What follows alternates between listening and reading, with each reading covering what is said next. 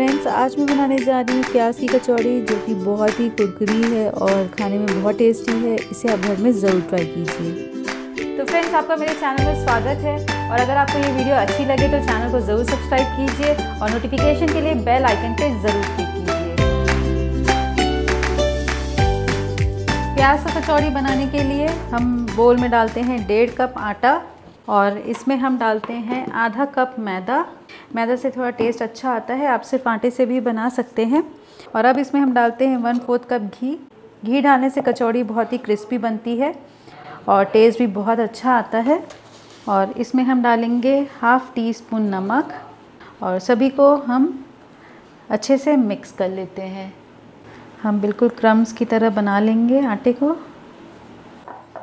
तो अब देख रहे हैं ये डो आसानी से बाइंड हो रहा है, तो इसमें और मोयन देने की ज़रूरत नहीं है। और अब इसमें हम डालते हैं पानी। पानी डालकर हम मीडियम सॉफ्ट डो बनाकर रेडी कर लेते हैं। तो ये मैंने सेमी सॉफ्ट आटा लगा के रेडी कर लिया है और अब इसे हम ढक देते हैं और 15 मिनट के लिए इसे हम ऐसे ही छोड़ देते हैं। तब तक चलिए हम प्याज की स्टफिंग भी बनाकर रेडी कर लेते हैं। प्याज को भुनने के लिए हम पैन में डालते हैं 2 टेबलस्पून तेल और तेल को हम अच्छे से गर्म होने देते हैं। अब हम इसमें डालते हैं 1.5 चम्मच काला जीरा, तेज पत्ता भी डाल देते हैं, 2 चम्मच सौंफ, 1 चम्मच जीरा और सभी को हम कुछ सेकंड के लिए भून लेते हैं जब तक कि सौंफ जीरा हल्के ब्राउन कलर का ना हो जाए। अब इसमें हम डालते हैं 1 चम्मच हींग, थोड़ी सी हरी मिर्च। हरी मिर्च आप अपने टेस्ट के अकॉर्डिंग जैसा खाना पसंद करते हैं वैसा डाल सकते हैं। और हल्का सा भुनने के बाद अब इसमें हम डालते हैं 2 कप बारीक कटे हुए प्याज। प्याज डालकर हम 4 से 5 मिनट तक अच्छे से भून लेते हैं। प्याज को भूनते हुए 4 मिनट हो गया है और अब इसे हम और नहीं भुनेंगे। अब इसमें हम डालते हैं 2 टेबलस्पून बेसन और सारे मसाले भी डाल देते हैं। हम इसमें डालते हैं 2 चम्मच धनिया पाउडर, 1 चम्मच लाल मिर्च पाउडर, आधा चम्मच गरम मसाला और 1 चम्मच नमक। और सभी मसालों को हम अच्छे से 2 मिनट तक के लिए और भून लेते हैं। तो ये हमारा प्याज का मिक्सचर बिल्कुल तैयार हो गया है। इसे मैंने 2 मिनट तक भून लिया और लास्ट में अब इसमें हम डालते हैं बारीक कटी हुई धनिया की पत्ती और एक बार मिक्स कर लेते हैं। और इस मिक्सचर को अब हम साइड रखते हैं और चलिए अब हम कचौड़ी बनाना स्टार्ट करेंगे। 15 मिनट्स हो गया है और ये आटा हमारा पूरी तरीके से सेट हो चुका है।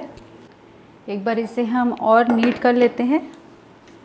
इसे अच्छे से हम गूँथ लेंगे और बिल्कुल सॉफ्ट आटा बनाकर रेडी कर लेते हैं। तो ये सॉफ्ट आटा बनकर बिल्कुल रेडी हो गया है और इसे अब हम इक्वल पोर्शंस में डिवाइड कर लेते हैं। मैंने इसे 9 इक्वल पोर्शंस में डिवाइड कर लिया है और चलिए अब इसके हम कचौड़ी बनाना स्टार्ट करेंगे।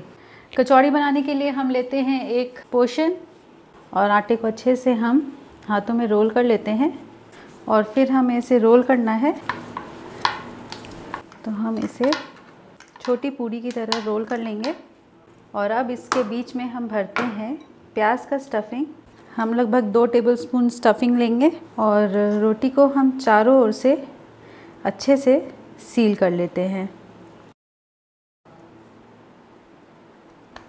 सील करने के बाद इसे हम थोड़ा सा बेलेंगे, हमें बहुत ज़्यादा नहीं बेलना है। बस एक प्याज का कचौड़ी हमारा रेडी हो गया है। तो कचौड़ियाँ फ्राई करने के लिए तेल थोड़ा गरम हो गया है और इसमें हम डालते हैं कचौड़ी। हमें बहुत ज़्यादा गरम तेल में कचौड़ियाँ नहीं डालनी है और हम एक बार में 2 कचौड़ी फ्राई करेंगे। आपका पैन बड़ा है तो आप एक बार में 4 से 5 कचौड़ियाँ भी फ्राई कर सकते हैं।